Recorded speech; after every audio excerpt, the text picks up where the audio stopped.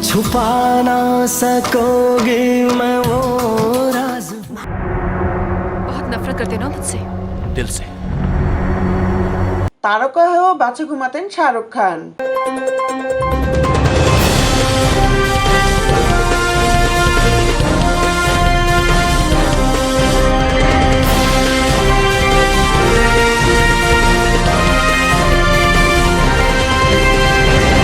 মণিরত্নমের দিলছে থেকে শুরু করে আনন্দ এল রায়ের জিরো, শাহরুখ খান ও চিত্রনাট্যকার তিগ্মাংশু ধুলিয়ার সম্পর্ক বহুদিনের। সম্প্রতি সিনেমার সেটে শাহরুখ কেমন তা নিয়ে মুখ খুললেন তিগ্মাংশু।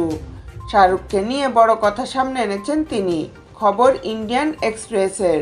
তিগ্মাংশু বলেন, শাহরুখ ঠিক কতটা নম্রতা আমি ভাষায় প্রকাশ করতে পারবো না, সেটা আমি দিলছের শুটিং চলাকালীনই খেয়াল করেছি। ততদিনে অবশ্য শাহরুখ স্টার হয়ে গিয়েছেন। আমরা লাদাখে শুটিং করছিলাম, মনি স্যারের সঙ্গে উনি রাস্তায় ঘুরে বেড়াতেন। সেই সময় শাহরুখকে নিয়ে তিনি আরো বলেন, লাদাখে ভ্যানিটি ভ্যান বা অন্য কোনো কিছু ছিল না। আমরা যে বাসে উঠতাম, ওইদিকে সিটের মাঝখানে রাস্তায় যেখানে মানুষ হেঁটে যেত, সেখানে লাঞ্চের সময় 30 মিনিট ঘুমিয়ে নিতেন শাহরুখ। মাঝে মধ্যে আমরা জ্যাকেট বা অন্য কিছু নিতে যাওয়ার জন্য বাসে উঠে শাহরুখের উপর দিয়ে যেতাম। অবশ্য শাহরুখ কিছুতে আপত্তি করতেন না। উনি কখনো বলেননি আমার ঘুমানোর সময় বাসে কেউ উঠতে পারবে না, অথচ তিনি কিন্তু তখন স্টার। তিনি 30 মিনিট ঘুমাতে চেয়েও কোনোদিন নির্বিঘ্নে সে সময়টুকু পাননি।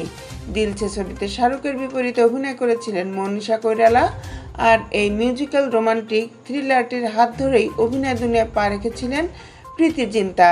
দেশের আপডেট নিউজ পেতে আমাদের সাথেই থাকুন। Justice TV, Dhaka.